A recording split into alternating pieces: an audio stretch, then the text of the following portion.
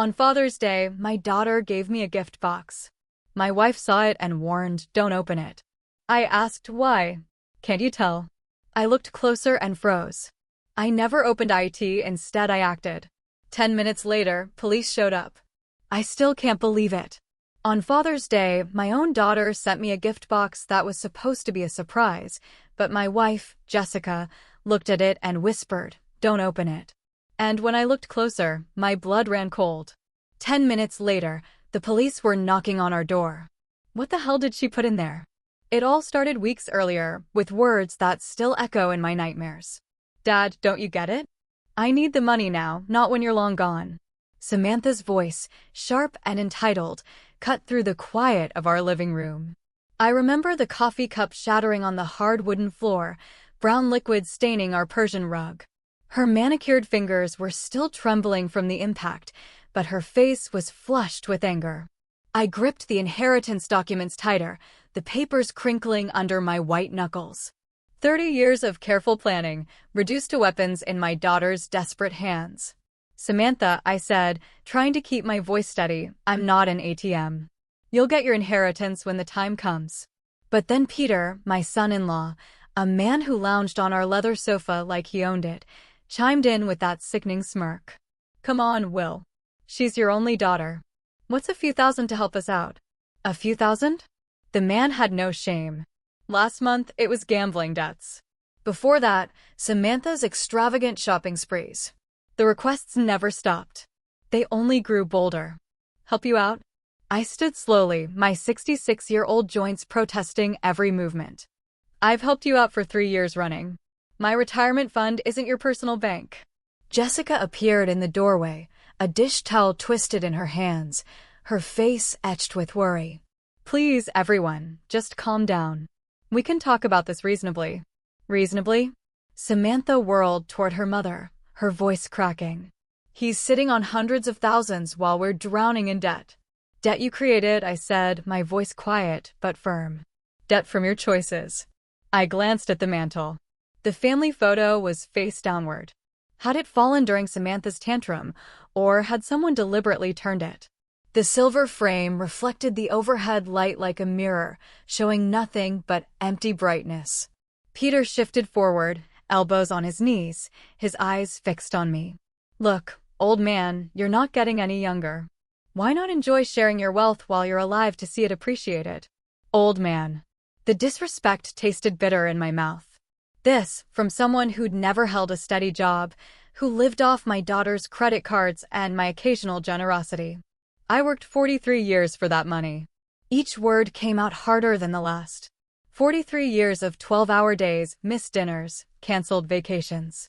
So you could have a comfortable childhood, Samantha. So your mother and I could retire with dignity. Dignity? Samantha laughed, a harsh, grating sound. "What's dignified about hoarding money while your daughter suffers?" "Suffers?" I looked at her designer handbag, her fresh highlights, her expensive jewelry, Peter's brand new sneakers. Their suffering looked remarkably comfortable. "Your suffering is self-inflicted." The words escaped before I could stop them.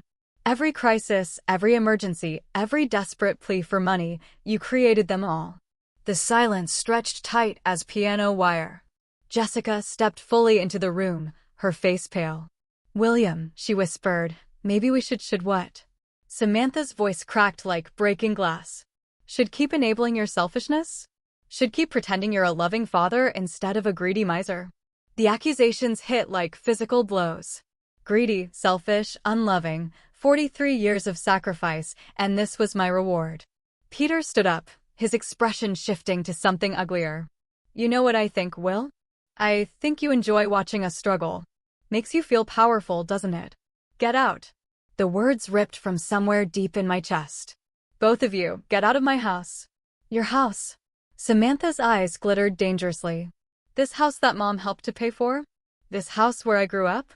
You can't just kick out your own daughter." "Watch me." But she wasn't moving. Neither was Peter. They stood there like predators who'd caught the scent of weakness, waiting for me to back down, waiting for the usual apology, the usual compromise, the usual check written to buy temporary peace. Not this time. I walked to the front door and opened it wide. Cool evening air rushed in, carrying the scent of honeysuckle and the distant sound of neighbors' laughter. Normal families having normal conversations. How long had it been since we'd laughed together? Samantha, I said, without turning around. Take your husband and leave. Don't come back until you're ready to have a respectful conversation about your financial problems and solutions that don't involve my wallet. You'll regret this, she hissed, grabbing her purse. When you're old and sick and need someone to take care of you, remember this moment. Remember how you chose money over family. Her heels clicked across the hardwood like gunshots. Peter followed, pausing at the threshold. This is over, old man, he muttered.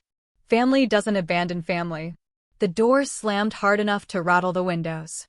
The silence felt heavier than their shouting had. I stood frozen at the front door, my hands still gripping the brass handle. Through the decorative glass panels, I watched Samantha's BMW reverse aggressively out of our driveway, tires spinning on the asphalt. Jessica's soft footsteps approached from behind. William. I turned slowly. The living room looked like a battlefield. Coffee stains darkened the Persian rug we'd bought for our 20th anniversary. Inheritance documents lay scattered across the hardwood floor like fallen leaves. The overturned family photo caught the lamplight, its silver frame winking mockingly. 43 years, I whispered, more to myself than to her. What? 43 years. I worked overtime shifts during her high school years, so she could have new clothes, college textbooks, that car for her 16th birthday. My voice caught. The wedding we couldn't afford, but paid for anyway. Jessica picked up the scattered papers, her movements careful and deliberate. She's struggling, William. The gambling problem is her choice. The words came out sharper than I intended. Every casino visit, every online bet, every lie about where the money went, her choices. I walked to the mantel and righted the family photo. 5-year-old Samantha smiled back at me, gap-toothed and innocent, sitting on my shoulders at the county fair. When had that joyful child become this manipulative stranger, demanding my life savings? Remember when she wanted that dollhouse for Christmas? I asked, touching the glass. The one from the expensive toy store downtown? I worked double shifts for 2 months to afford it. Jessica's silence was answer enough. We both remembered. Just like we remembered the ballet lessons, the summer camps, the brand-name shoes because her friends all had them. Every sacrifice made gladly for our daughter's happiness. And now she throws coffee mugs at me because I won't hand over my retirement fund. She didn't throw it at you, William. She threw it at the floor. The distinction felt meaningless. The violence was the same. Whether aimed at me or my possessions, the disrespect was identical. I bent down and picked up one of the inheritance documents. The legal language blurred as I read it, but I knew every clause by heart. Years of careful planning, conservative investments, delayed gratification. Also, Samantha would be financially secure after we were gone. Peter's influence, Jessica said quietly. He fills her head with these ideas about what we owe her. Peter didn't create her greed, I countered, the harsh truth hanging between us. He just gave it permission to show itself. Our daughter had become someone we barely recognized. And we'd enabled it by always giving in, always writing the check, always smoothing over her latest crisis with our money. My phone buzzed. A text message from an unknown number, but I recognized the writing style immediately. Dad, I hope you're happy. Kids need winter coats and school supplies, but apparently your precious money is more important than your grandchildren. Don't expect to see them anytime soon. Grandchildren, the ultimate weapon in Samantha's arsenal. Emma and Jake, 8 and 6 years old. Innocent casualties in their mother's war for my wallet. She knew exactly where to strike to cause maximum pain. I showed Jessica the message. Her face crumpled. She wouldn't really keep them away from us, would she? But we both knew she would. She'd done it before during smaller arguments. A week here, 2 weeks there.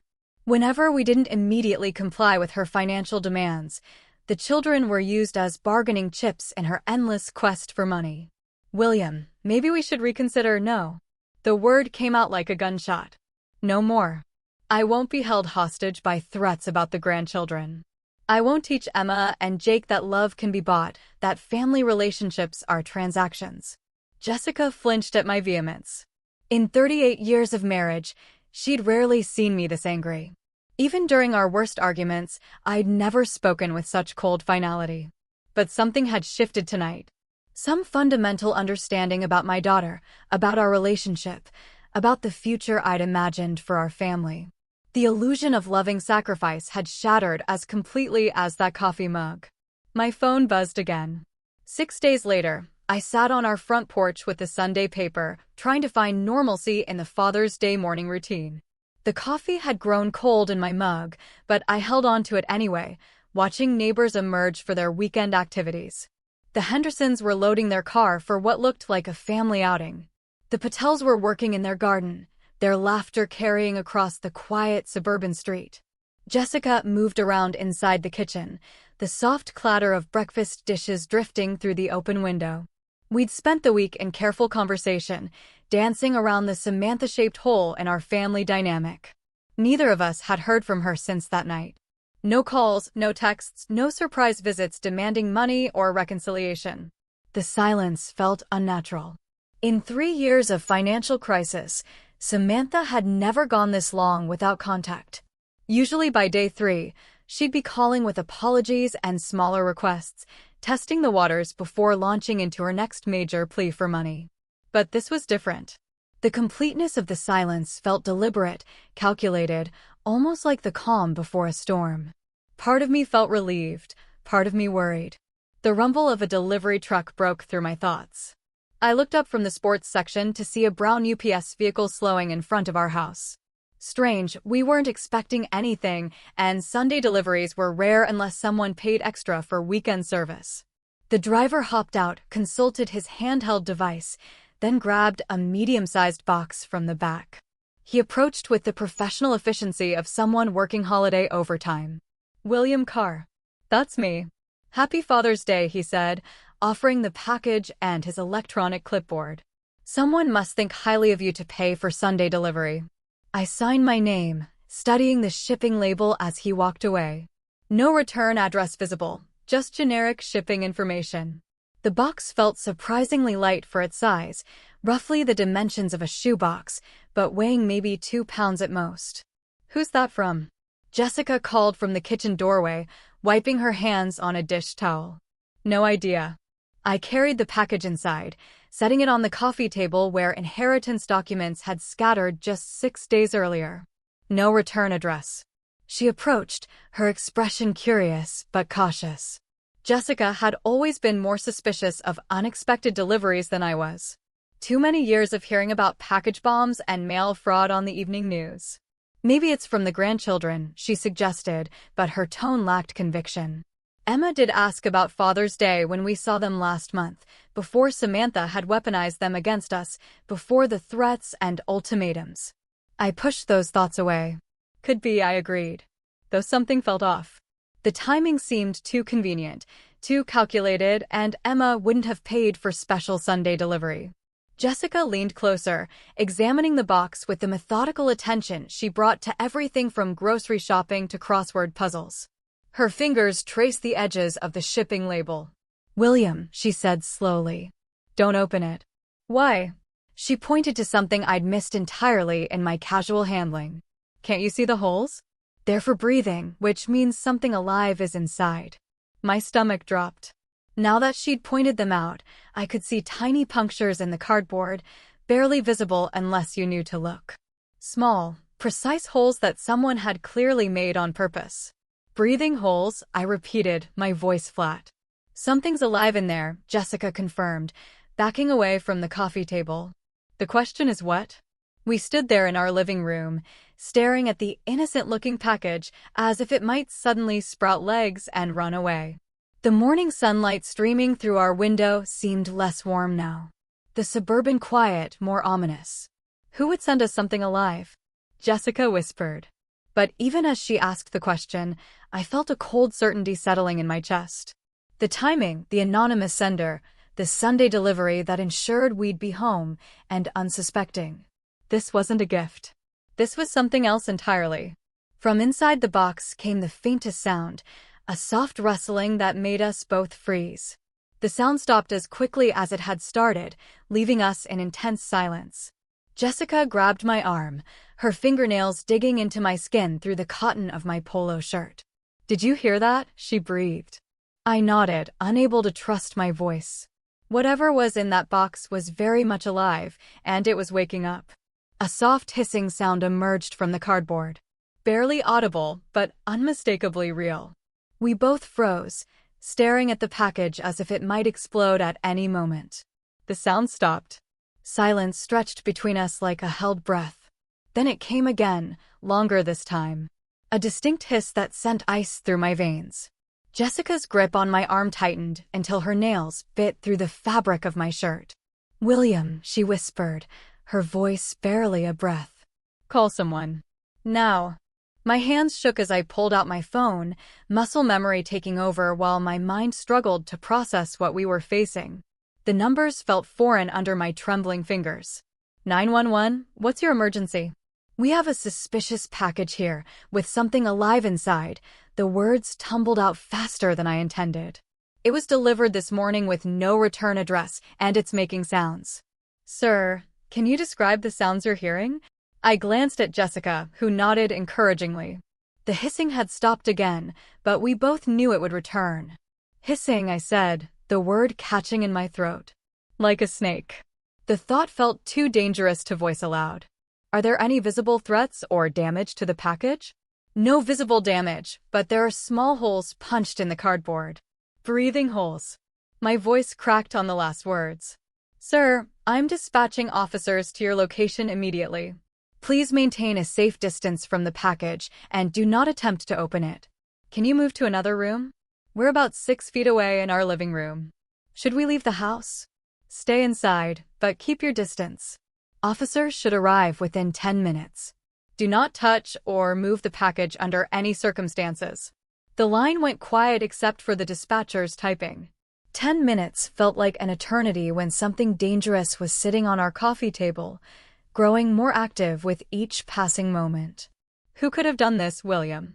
Jessica asked once I'd hung up. The question I'd been dreading. The answer felt obvious, but saying it out loud would make it real. Would acknowledge that our daughter had crossed a line I'd never imagined possible. "I'm afraid to guess," I admitted, but my mind was already there, connecting dots I didn't want to see. The timing on Father's Day. The anonymous sender who knew our address, our schedules, our vulnerabilities. Someone angry enough about our recent argument to plan something this elaborate, this cruel.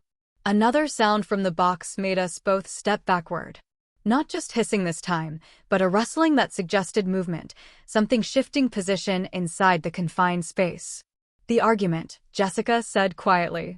6 days ago, she was so angry when she left. She didn't need to say Samantha's name.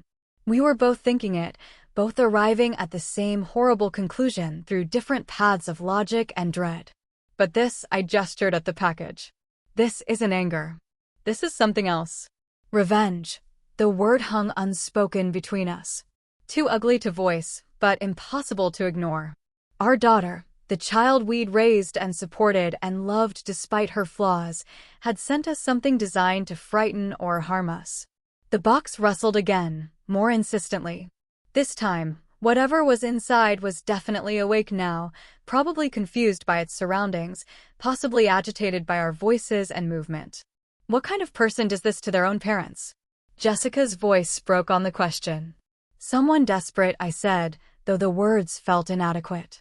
"Someone who thinks they've been wronged." But deep down, I knew it was more than desperation. This required planning, calculation, a level of malice that spoke to something broken in the relationship between parent and child. Samantha hadn't just lashed out in anger. She'd crafted a deliberate act of psychological warfare. The sound of car doors slamming outside made us both jump. Through the front window, I could see a police cruiser in our driveway. 2 officers walking toward our door with the purposeful stride of people trained to handle dangerous situations. Relief flooded through me so quickly, it made my knees weak. Professional help had arrived. Soon, whatever nightmare lurked in that innocent-looking package would be someone else's responsibility to handle safely.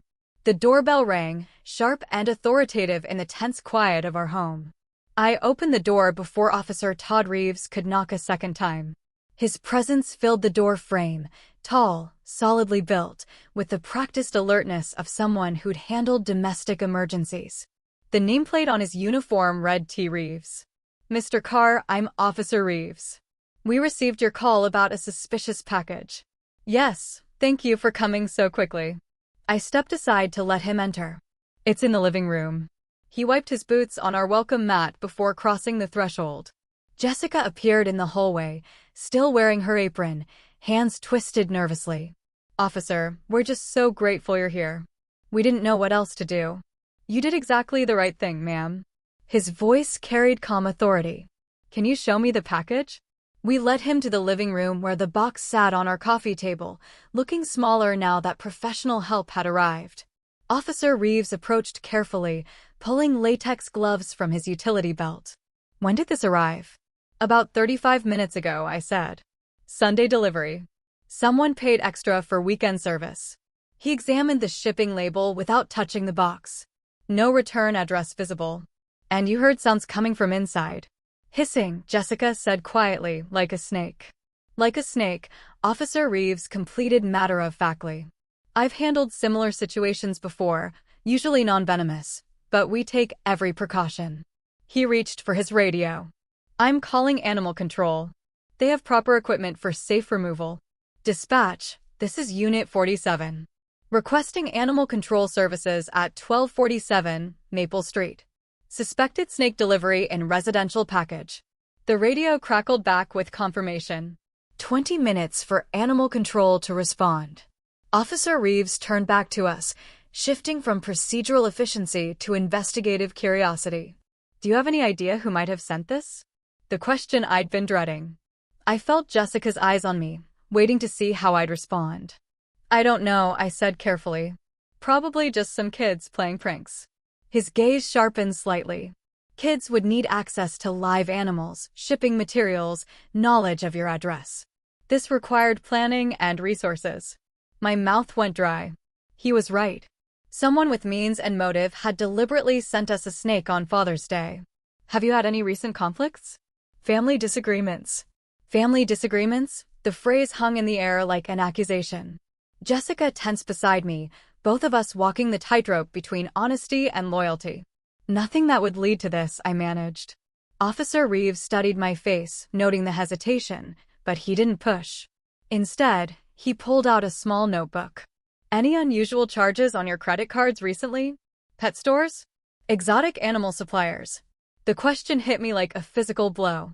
Pet stores. The memory crashed over me with terrible clarity. That charge I'd noticed on last month's statement. Samantha used my credit card for emergencies. Reptile Palace. $127.50. I'd assumed it was something for the grandchildren. Not a snake. Never a snake. "Mr. Carr, are you all right?" I forced my expression back to neutral, though my heart hammered against my ribs. "I'm fine. Just processing all this." But I wasn't fine. The puzzle pieces were falling into place with horrifying clarity. The timing, the knowledge of our routines, the access to my credit card, the deliberate cruelty of choosing Father's Day. My daughter had sent me a snake. "Will you be filing a formal report?" Officer Reeves asked. "We can investigate the package origin. Pursue charges if we identify the sender." I looked at Jessica, saw the same conflict behind her eyes. Part of me wanted justice, but the larger part, the part that had spent 34 years protecting Samantha despite her flaws, couldn't turn her over to police. "No," I said quietly. "I don't want to make a mountain out of a molehill. If it's just a prank, filing charges seems excessive." Officer Reeves made a note, though his expression suggested he'd heard this response before. Family loyalty trumping justice. Even when family members cross dangerous lines. Another vehicle pulled into our driveway. Through the window, I could see a white van with Animal Control Services painted on the side. "That'll be Mike Johnson," Officer Reeves said. "Best wildlife specialist in the county. He'll have this resolved safely within the hour." But as I watched the animal control officer grab his equipment, I knew the real situation was just beginning. Mike Johnson from Animal Control worked with the methodical efficiency of someone who'd handled stranger situations than ours. Within 20 minutes, He'd safely extracted a 3-foot corn snake from the shipping box, confirmed it was non-venomous, and loaded it into a secure carrier for transport to a local reptile rescue. "Beautiful specimen," he said, securing the carrier in his van. "Someone paid good money for this one. Corn snakes make excellent pets when properly cared for. Shame someone used it for whatever this was." Officer Reeves shook hands with both of us before departing. "Call if you remember anything else about possible senders, Mr. Carr. Even pranks like this can escalate if left unchecked." I nodded, maintaining the facade of cooperation while my mind churned with darker possibilities. Both vehicles disappeared down our quiet suburban street, leaving Jessica and me alone with the morning's aftermath. The living room felt different now, violated somehow despite the professional cleanup. The coffee table bore faint water stains where Mike had disinfected the surface. The scattered inheritance documents had been res-tacked neatly, but their symbolic power had shifted. They were no longer tools of family planning, but evidence of the betrayal that had triggered this morning's events. Jessica busied herself in the kitchen, running water in the sink with unnecessary vigor. Stress cleaning, her standard response to family crisis.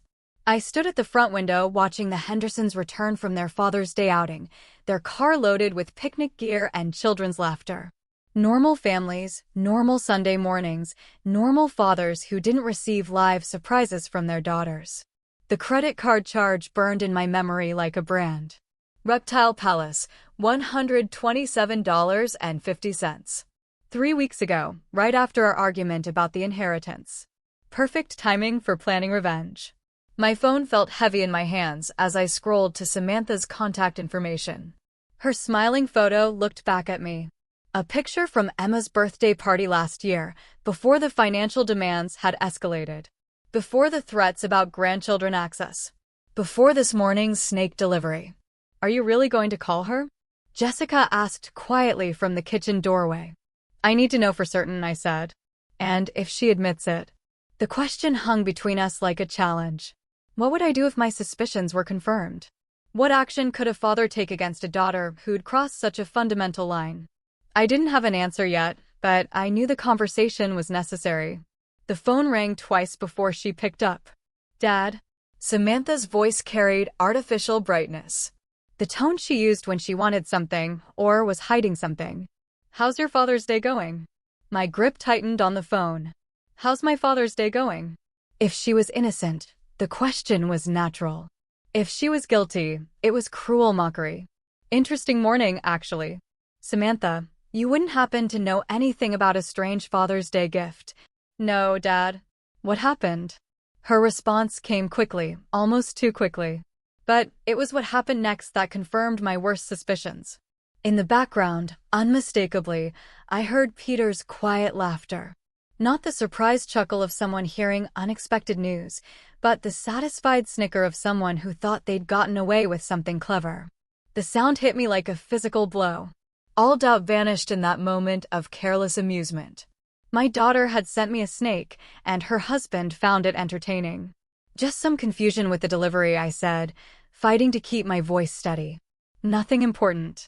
I should let you go. Are you sure everything's okay? You sound strange." Strange? I was discovering that my only daughter had tried to terrorize me with a live reptile, and she thought I sounded strange. "Everything's fine, Samantha. Enjoy your Sunday." I ended the call before she could respond, before my carefully maintained composure could crack completely. The phone trembled in my hands as the full weight of betrayal settled over me. Jessica appeared at my side, reading my face with the intuition of 38 years of marriage. "You heard something?" Peter laughed. The words came out flat, emotionless. In the background. When she asked what happened, he laughed like it was the funniest joke he'd ever heard. Her hand found my arm, a steadying presence in the shifting landscape of our family dynamics.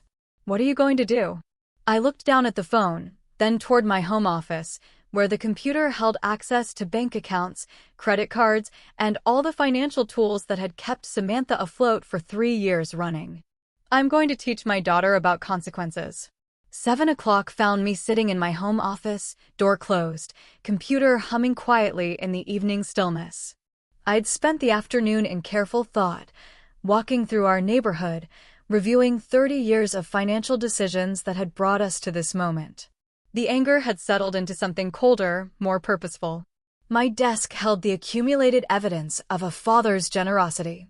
Bank statements showing monthly transfers to cover Samantha's rent. Credit card bills I'd paid without question. Insurance premiums. Car payments. Emergency loans that were never repaid. 3 decades of enabling disguised as love. The leather portfolio beside my keyboard contained documents I'd reviewed dozens of times. Copies of checks written for her wedding. Receipts from the car I'd sold to pay her gambling debts. Bank transfers labeled emergency assistance that had become monthly obligations. Each piece of paper told the same story of a daughter who had learned to see her father as an endless source of money rather than guidance. The computer screen glowed as I navigated to our online banking portal. My fingers moved steadily across the keyboard, typing the familiar passwords I'd never shared with Samantha, though she'd managed to access plenty without them. First, the credit card account, the same one that showed the Reptile Palace charge from 3 weeks ago. Samantha appeared as an authorized user, a status I'd granted her during college for emergencies. 20-year-old emergencies that had multiplied into a permanent lifestyle. I clicked on Manage Users. The system prompted me with security questions. My mother's maiden name, the street where I grew up. Simple answers that unlocked access to tools I should have used years ago. Remove authorized user, the screen asked in neutral blue text. My cursor hovered over Confirm for perhaps 10 seconds, not from hesitation, but from the profound shift I felt occurring within myself. Asterisk 30 years I've funded your irresponsibility. Enough, asterisk I clicked. User access revoked. Changes will take effect within 1 business hour. Next came the PIN changes. Samantha had somehow learned the numbers, probably watching over my shoulder during one of our many financial rescue missions. I selected new digits. The year Jessica and I were married, numbers that meant something to our relationship, but nothing to our daughter's schemes. The automated payments required more attention. Monthly transfers to her checking account. The recurring payment for her car insurance, a subscription service for her gym membership that she'd convinced me was essential for her mental health. Each cancellation required confirmation, a digital paper trail of my decision to stop being her private bank. My hands remained steady throughout the process. No trembling, no hesitation. This wasn't cruelty. It was overdue accountability. I remembered the conversation last month when she'd called, sobbing about the gambling debts. How she'd promised this was the last time, the final crisis I'd need to solve. I'd believed her, transferred another $5,000, and told Jessica we were helping our daughter learn responsibility. Instead, I'd been teaching her that consequences were optional. The final screen showed a summary of changes. Credit access removed. Automatic payments canceled. PIN codes updated. The work of 30 years of enabling undone in 30 minutes of methodical clicking. Save changes. Outside my office window, the suburban evening continued its peaceful rhythm. The Hendersons were grilling dinner in their backyard. Mrs. Patterson walked her small dog past our mailbox. Normal families living normal lives. Probably not dealing with adult children who sent live snakes as Father's Day gifts. I clicked Save. The confirmation appeared instantly. Account changes processed. Updated information will be available immediately. Leaning back in my leather desk chair, I felt something I hadn't experienced in years when it came to Samantha. Control. Not the desperate, reactive scrambling to fix her latest crisis, but the calm authority of a parent who'd finally remembered that love sometimes requires saying no. Tomorrow morning, she would discover that her financial safety net had been removed. Her credit card would be declined. Her automatic payments would bounce. Her assumed access to my resources would simply end. For the first time in decades, the consequences of her choices would be entirely her own responsibility. The phone on my desk remained silent, but I knew that wouldn't last long. Morning arrived with unusual peace. I sat at our kitchen table with coffee and the newspaper, watching sunlight filter through Jessica's herb garden on the windowsill. For the first time in years, I felt no anxiety about potential financial emergencies. No dread of manipulative phone calls. Jessica moved quietly around the kitchen, refilling my coffee cup with the comfortable efficiency of 38 years of shared mornings. She'd asked no questions about my evening in the office, but her slight smile suggested she understood perfectly what I'd accomplished. The phone rang at 8:15. Samantha's name appeared on the caller ID, exactly as expected. I let it ring twice more before answering, using those extra seconds to center myself. "Good morning, Samantha." "Dad, what have you done?" "My card isn't working." Her voice hit me like a physical assault, shrill with panic. "I tried to buy groceries and it was declined. The automatic payment for my car insurance bounced." "What is happening?" I took a sip of coffee before responding. "Samantha, I know you sent me that Father's Day gift." The silence stretched for several heartbeats.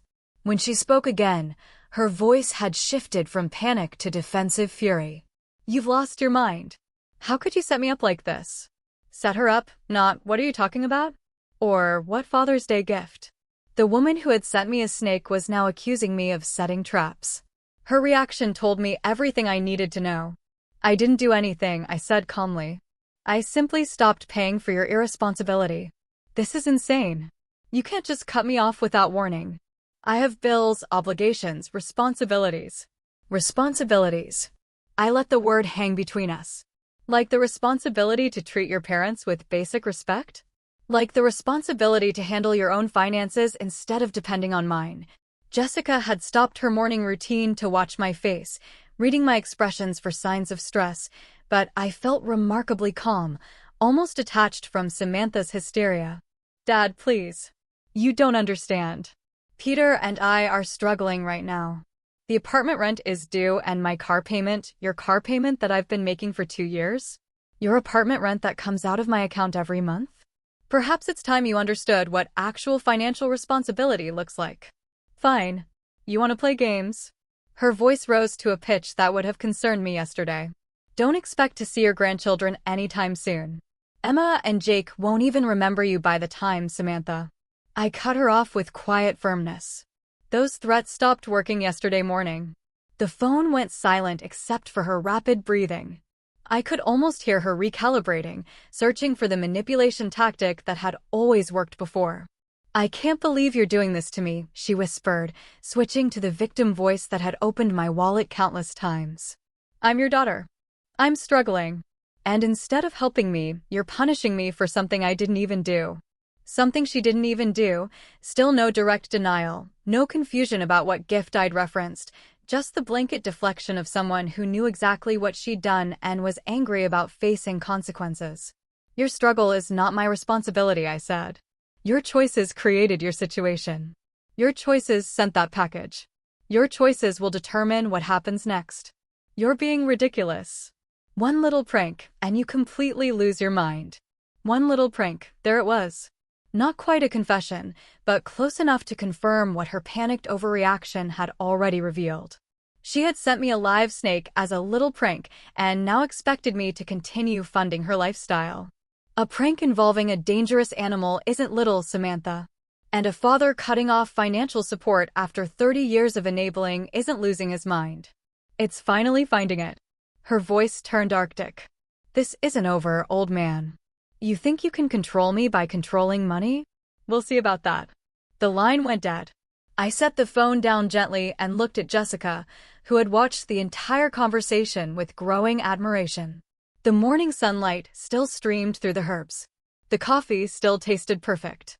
"She's coming here," Jessica said quietly. I nodded. "Probably with Peter. They'll want to continue this conversation in person."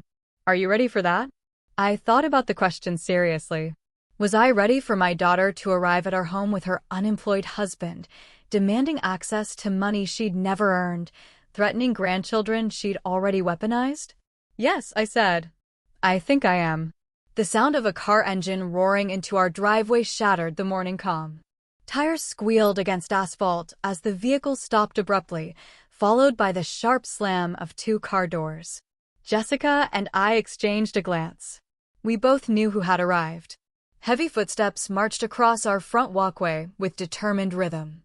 The doorbell rang once, sharp and demanding, then immediately again when no one answered fast enough. I stood slowly, feeling remarkably calm despite the approaching storm. "Stay here," I told Jessica quietly. "No." Her voice carried unexpected strength. "We're in this together." The doorbell gave way to aggressive knocking. I walked to the front entrance and opened it to find Samantha and Peter standing on our porch like a two-person army ready for battle. Samantha's face was flushed red with anger, her hair disheveled as if she'd dressed hastily and driven here in fury. Peter loomed behind her, his expression dark with a malice I'd never seen directed at me before. "Dad." Samantha's voice vibrated with barely controlled rage. "We need to talk. We already talked this morning." I remained in the doorway, not inviting them inside. "I thought I was quite clear." "Clear?" She laughed harshly. "You were insane. You can't just cut me off because of some ridiculous misunderstanding about a Father's Day package." Even now, standing on my doorstep demanding money, she couldn't bring herself to admit what she'd done. "There's no misunderstanding, Samantha. You sent me a snake." I responded appropriately. Peter stepped forward, his bulk filling more of the doorway. "Look, old man, maybe you didn't think this through properly.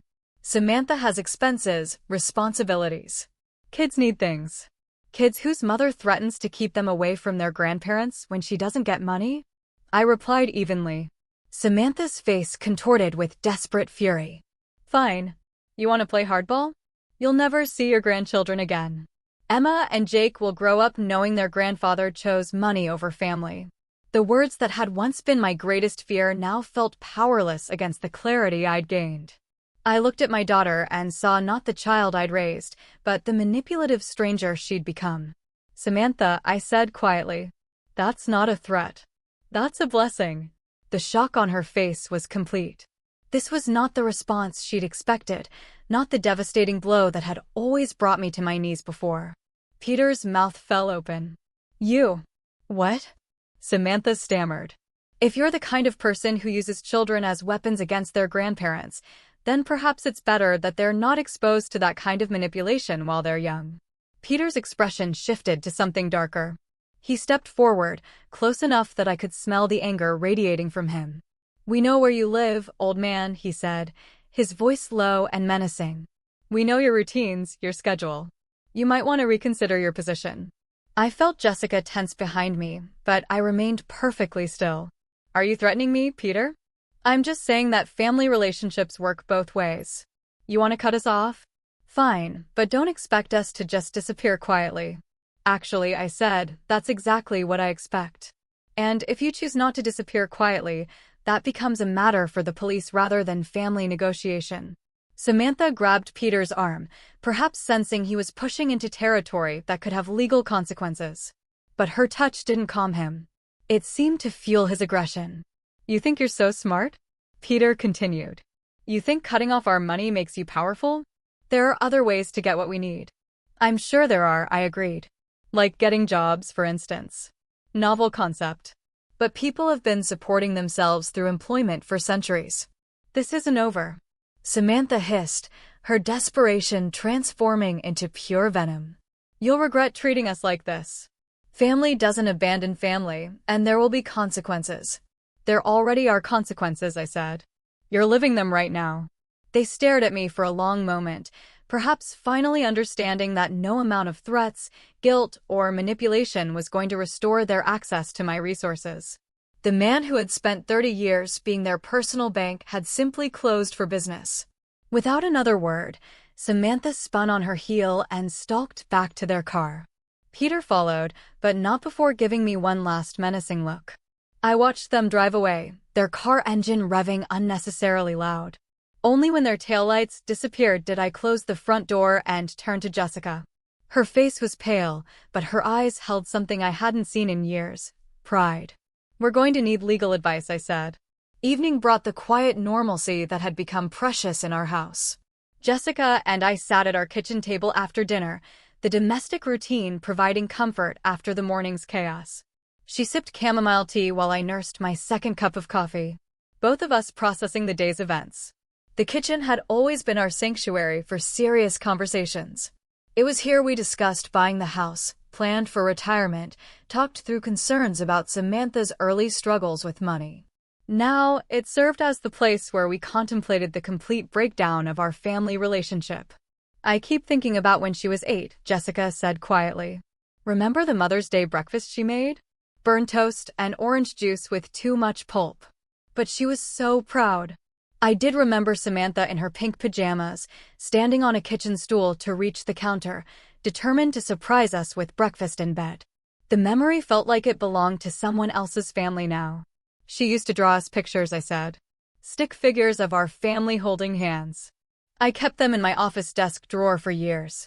I still have some in that memory box upstairs. Jessica's voice carried maternal grief. William, she's still our daughter, despite everything that's happened today. The words I'd been expecting all day. Jessica's instinct to heal, to find middle ground, to somehow restore what had been broken. It was one of the qualities I'd fallen in love with. This unwavering belief that families could overcome anything. Jess, I said gently. She crossed a line. I have one more step to take. Her teacup paused halfway to her lips. What kind of step? I looked at my wife's face, seeing the concern there. The hope that whatever I was planning might somehow bring our daughter back instead of pushing her further away. How could I explain that bringing her back was no longer the goal?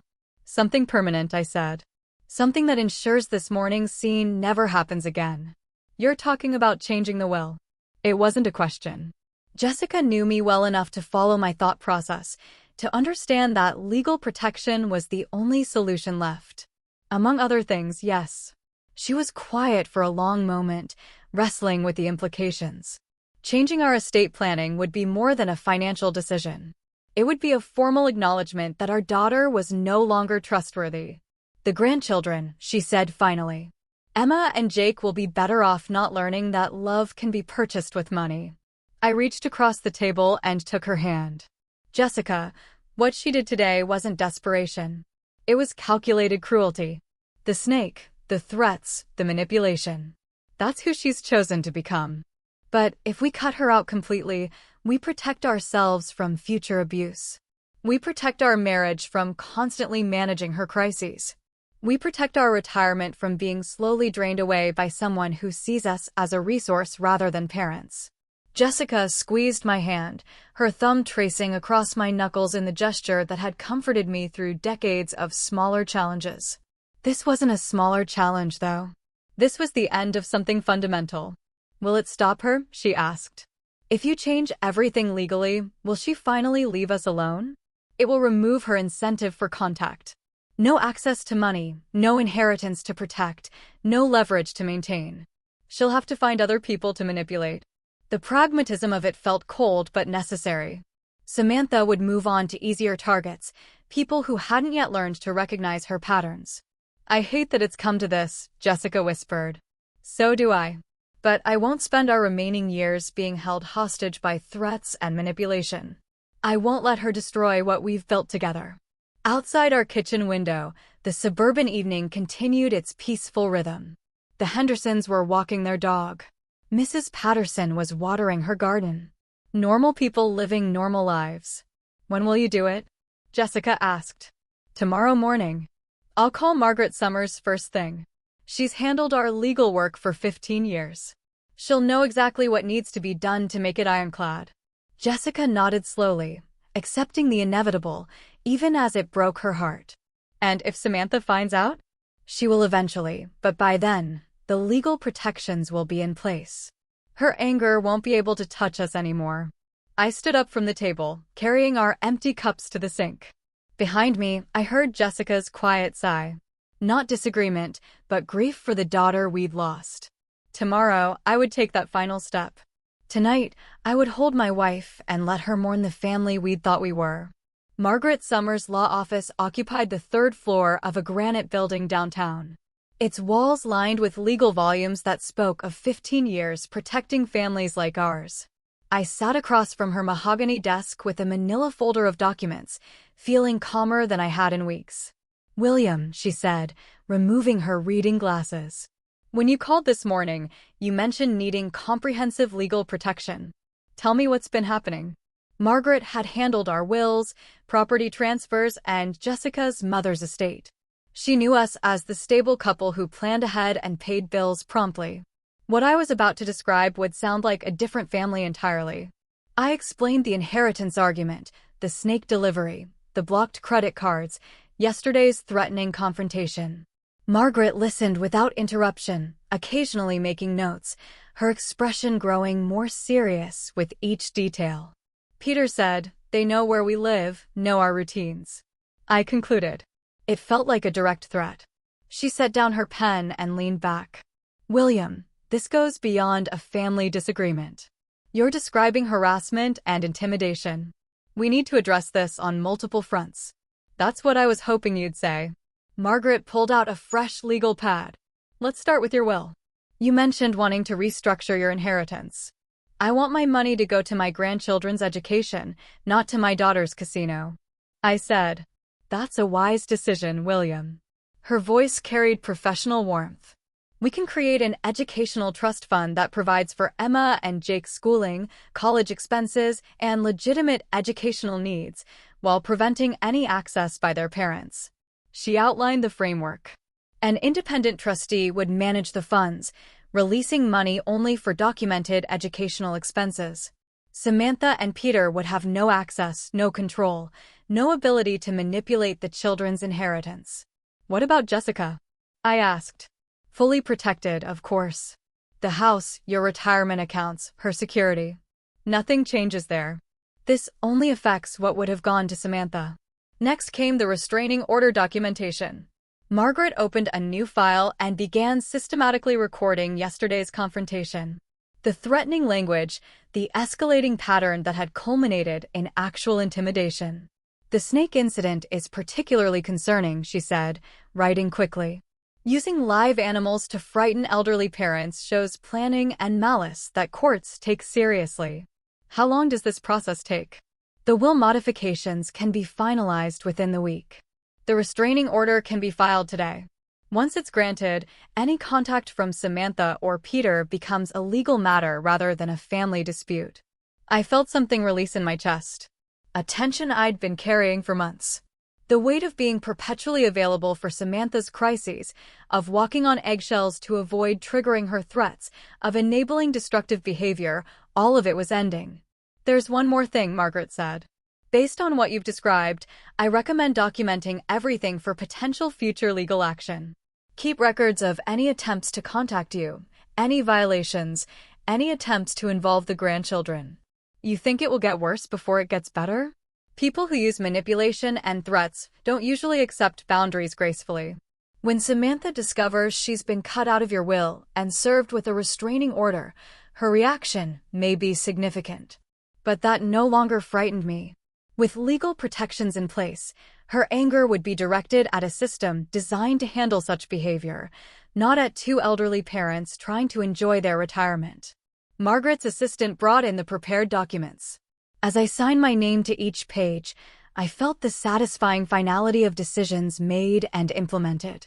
30 years of financial enabling was officially ending. Our home would be legally protected from harassment. "The restraining order should be approved by end of business today," Margaret said. "Court officers will serve both Samantha and Peter by tomorrow morning. After that, any contact with you or Jessica becomes a criminal matter." I stood to leave, shaking hands with the woman who had just helped me reclaim control of my own life. Outside her office windows, the city continued its normal rhythm. "William," Margaret called as I reached her door. "You've made the right choices. Your family's safety and security come first." I nodded, tucking the folder under my arm. Tomorrow morning, Samantha would discover that manipulation was no longer an option. Tonight, Jessica and I would sleep peacefully, knowing the law was finally on our side. 2 days passed in the most peaceful quiet I'd experienced in years. Jessica and I fell back into the comfortable routines that had been constantly interrupted by Samantha's crises. Morning coffee without dreading phone calls, afternoon walks without checking for missed messages, evening dinners without discussing the latest financial emergency. On Thursday afternoon, Margaret called to confirm what I'd been anticipating. "William, the documents were delivered at 2:15 today. Both Samantha and Peter have been served with the restraining order, and they've received copies of the will modifications. It's done." I thanked her and hung up, then sat quietly in my chair for several minutes. Outside our window, Mrs. Patterson was planting spring flowers in her garden. The Hendersons' children were riding bicycles on the sidewalk. Normal suburban life, continuing its peaceful rhythm. The papers were delivered? Jessica asked from the kitchen doorway. This afternoon, I confirmed. It's finished. She came and sat beside me, taking my hand in hers. We didn't need to discuss what Samantha's reaction might be, or whether she would try to find ways around the legal barriers Margaret had erected. The law was clear. The protections were comprehensive. And for the first time in 30 years, we were truly free from her manipulation. I thought about the daughter I'd raised, the little girl who'd drawn stick figure families and made breakfast in bed on special occasions. That child had grown into someone who sent live snakes to her father and threatened to weaponize his grandchildren against him. The transformation had been gradual enough that I'd spent decades making excuses for increasingly unacceptable behavior. But the woman who'd stood on my doorstep demanding money and making threats wasn't someone I needed to enable any longer. The legal documents had created the boundaries that love alone could never establish. They got what they wanted, I said. I'm no longer in their lives. The irony wasn't lost on me. Samantha had spent years threatening to cut off my access to Emma and Jake whenever I didn't comply with her financial demands. Now, through her own escalating behavior, she'd ensured that separation permanently, while simultaneously losing any claim to the inheritance she'd been so desperate to control. Emma and Jake would be provided for through their educational trust fund, managed by professionals who couldn't be manipulated or threatened. Their college expenses, tutoring, books, legitimate educational needs, all secured without giving their parents access to resources they'd proven incapable of managing responsibly. Jessica squeezed my hand. Do you think she understands what she's lost? She will, I said. The restraining order means any attempt to contact us becomes a criminal matter. The will changes mean there's no inheritance to fight for, no financial incentive to maintain even hostile contact. She'll have to find other people to manipulate. And if she violates the restraining order, then it becomes the police department's problem, not ours. For 30 years, I'd been Samantha's safety net, catching her every fall while she learned nothing from the experience. I'd sold my classic car to pay her gambling debts. I'd covered her rent when she claimed unexpected emergencies. I'd written check after check, always believing that this time would be different. This crisis would be the last one. The snake had been her final communication with me. Everything she wanted to say about our relationship had been contained in that box. Dangerous, venomous, designed to frighten and intimidate. But instead of driving me back into compliance, it had driven me to Margaret's office and the legal protections I should have sought years earlier. As the sun set through our kitchen window, Jessica and I prepared dinner together with the easy cooperation of a couple who no longer carried the weight of constant family drama. No phone calls interrupted our conversation. No emergency texts demanded immediate financial rescue. No threats hung over our heads about access to grandchildren. The quiet felt profound, like the silence after a long, exhausting storm has finally passed. Tomorrow we would wake up in a house legally protected from harassment. Our retirement savings would remain intact, earning interest for our own security rather than being slowly drained by someone else's poor choices. Our marriage would continue without the constant stress of managing an adult child's manufactured crisis. I had reclaimed my role as a father who loved his daughter enough to refuse to enable her destruction of herself and others. Legal boundaries had replaced emotional manipulation. Professional consequences had replaced family guilt. The law had given me back my life. Tonight, for the first time in decades, I would sleep without wondering what tomorrow's crisis would cost me. What would you have done in my place? Have you ever faced something like this? Tell me what you think. I really want to know.